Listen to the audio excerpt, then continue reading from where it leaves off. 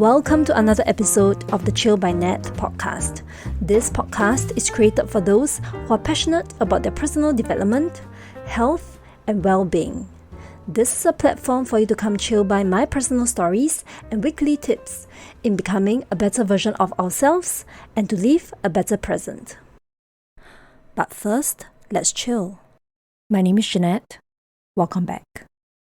Today, let's explore the topic of grieving. So if you were to ask me, when is my most painful moment in my life so far? I can say that without a doubt, it was during my first breakup when I was 16. And it was painful because it was a sense of loss. It was my first relationship and it was a 1.5 years relationship, which was a pretty long duration at that point, given that, I've only lived for 16 years. So I think 1.5 years back then definitely seemed really long. So I think that was the first time I actually experienced the emotion of grief.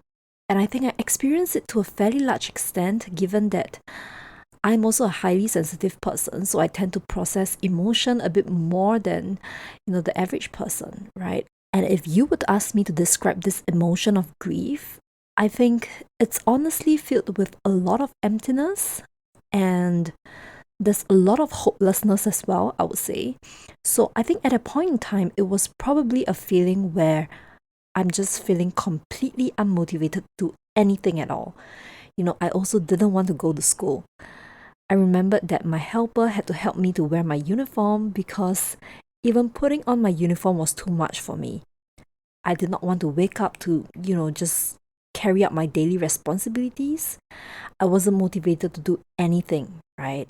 So I think when we broke up, it was in the first few months of my junior college, the start of my junior college, when I was still trying to settle in. So it was really a really tough time for me, given that I had to assimilate into a new environment. I think with all kinds of new environment, new phase of life, there is this energy that you need to have, in order to get to know people, make friends, get used to the new curriculum, and just the new phase of life in general, right? So all of that hasn't barely took place for me, and I remember that I had to deal with the breakup. I wouldn't go into details as to how did the breakup happen, but I think the point of sharing this story is to kind of describe the emotion of grief, right? And to some extent, I also resented everyone and I hated everyone, right? Including myself. And I think partly why I resented myself so much was because I blamed myself for everything. And I held a lot of responsibility. I told myself that, it was because of me that the breakup happened. It was something that I tried really hard to reverse, but I couldn't, right? I just couldn't, no matter how hard I tried to reverse that process. I was also in a denial state where I couldn't accept everything that has happened, right? And to the extent that I would just burst into tears for no obvious reason at random times of the day. And I remembered myself crying during one of my lectures.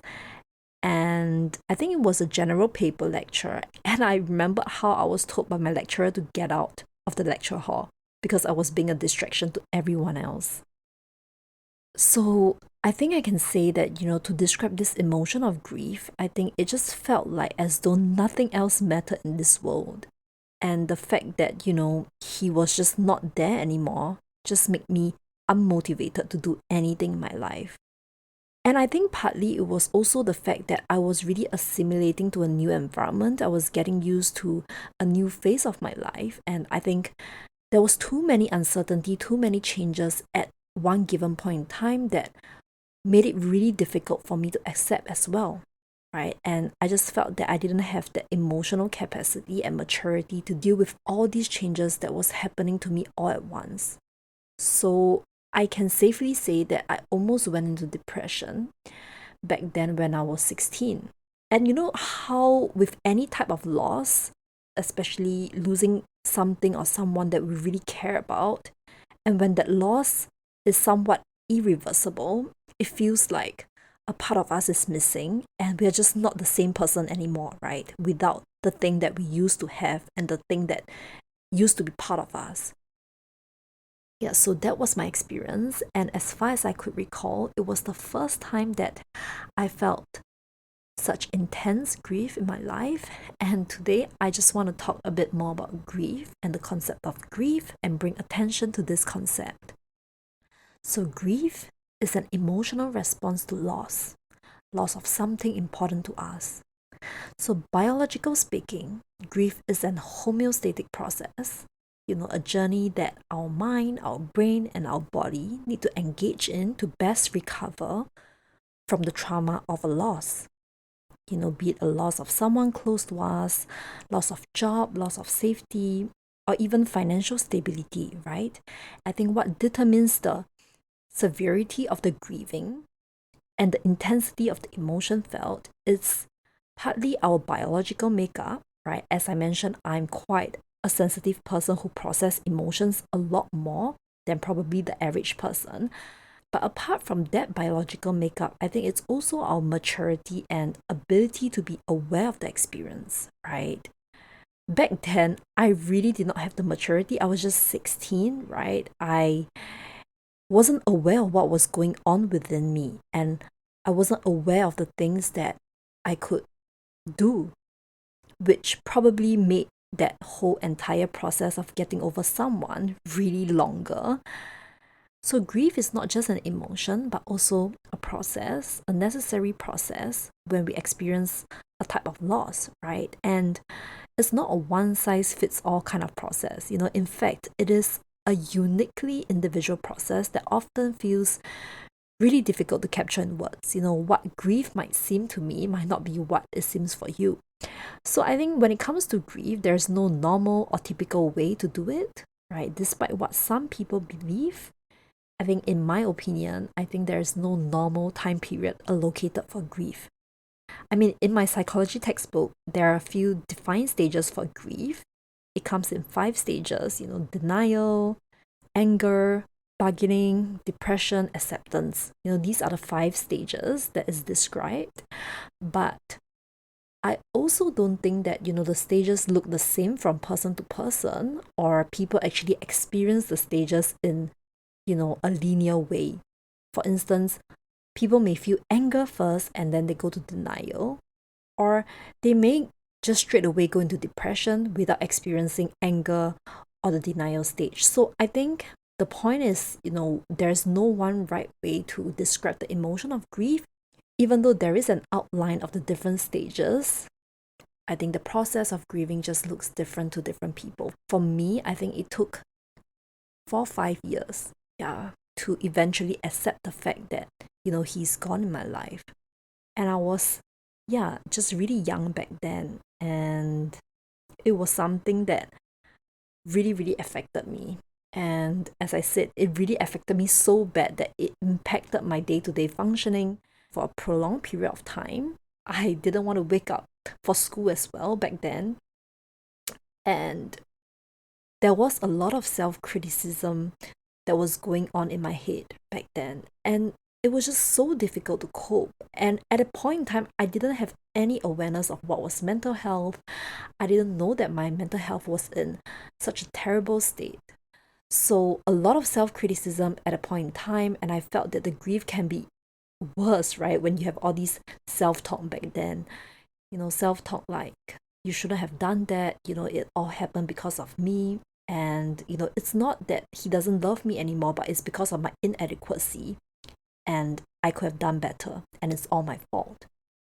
Of course, I can't say for sure, but I really feel that, our ability to be aware of our experiences does play a part in how we handle the grieving process.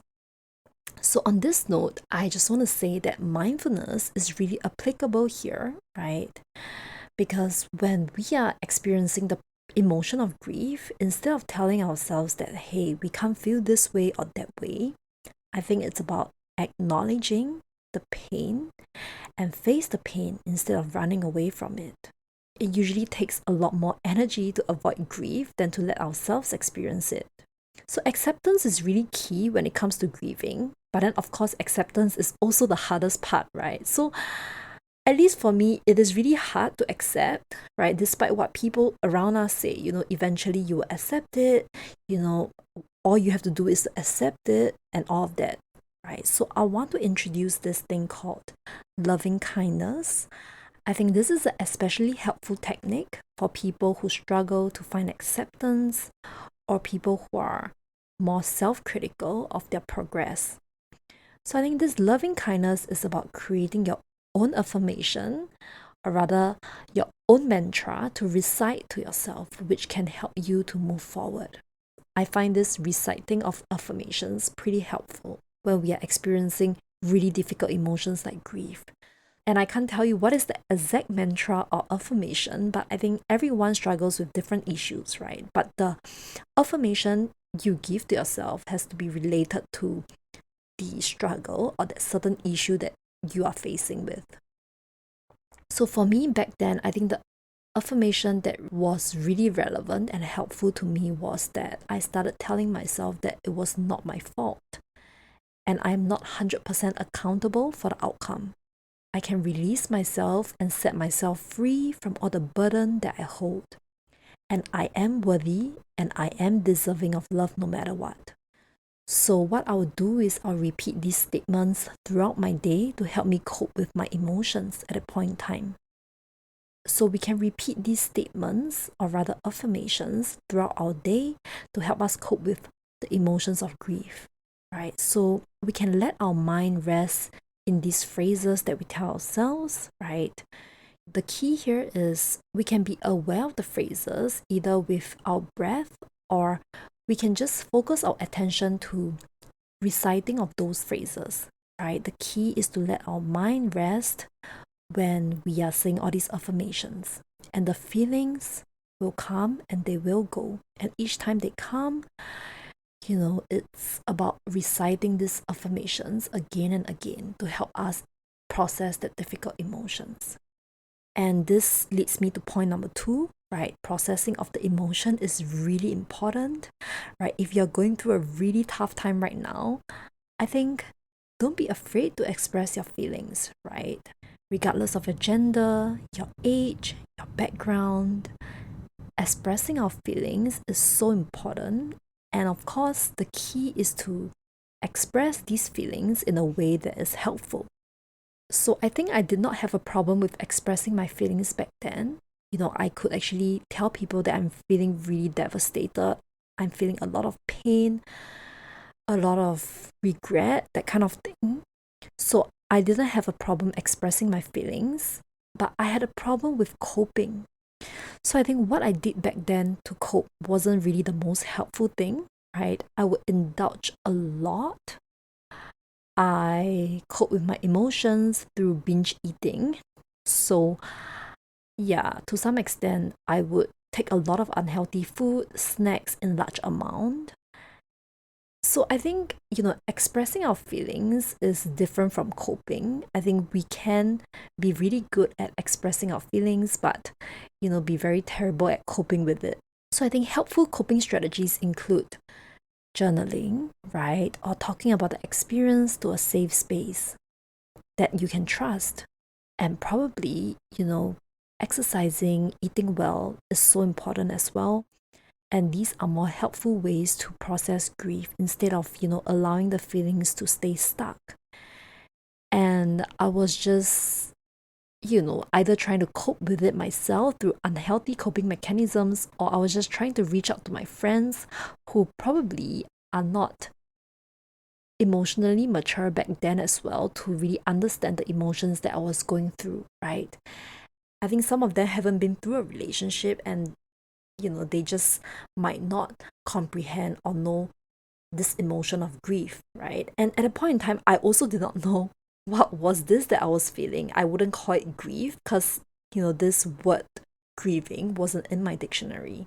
I think all I needed at a point in time is just someone who can listen to my story and just let me tell my story, right? Without giving me any advice or, things like, oh, you will get over it. It's just a relationship. You can find someone better. I think those were the things that I did not need to hear. I just need that space for me to share my story. But at a point in time, this was everything that I hear, right? I mean, intentions are definitely good.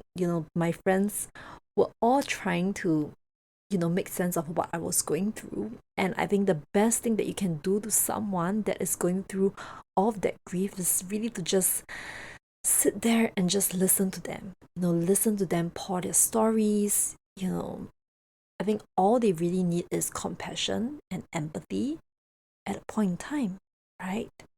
Because people really want to tell their story and they need to tell that story for a few times, right? It's part of the entire process of getting over something. But I think that is also precisely the hardest things to do as a listener. Because as humans, when we see our friends in pain, I think the first instinct that comes to us is, I want to fix this for this person, right? Because I know that it feels so bad for this person. So we will tell that person, hey, maybe you should go for a walk. Hey, maybe you should, do this and do that and all of that. So I think very few people can actually just sit there and allow the other person to pour out their story without really giving advice, right? But just be there and demonstrate a lot of empathy. And so I think it's so important to reach out to someone that you can trust and tell your stories to. And I think it's about doing that and also finding sufficient time to be with ourselves. And if I could go back to my younger self, I really want her to eat well, exercise well, don't neglect her studies, right? As much as it's really hard, but yeah, practice self-care for herself and do whatever that will make her feel better, but also take care of herself and her body at a point in time. And lastly, on this topic of grief, I just want to say that time may not heal all wounds, but time is needed to process the wound and the pain and the grieving process. It's about allowing ourselves the time to think about the person that we have lost, think about the thing that we have lost. It can be both the good times and the bad times. It's okay to think about the source of pain, right? And I think this is really the most essential part of the grieving process. And to end off the episode, I just want to share this quote with you. It's by Elizabeth Kubler-Ross. It says that the reality is that you will grieve forever. You will not get over the loss of a loved one. You will learn to live with it. You will heal and you will rebuild yourself around the loss that you have suffered. You will be whole again, but you will never be the same. Nor should you be the same, nor would you want to. Thanks for chilling in. If you enjoyed this podcast, don't forget to subscribe. You can also connect with me on Instagram at chillbynet, on my website chillbynet.com to join the conversation and access our show notes. Have a great day and we'll chill again very soon.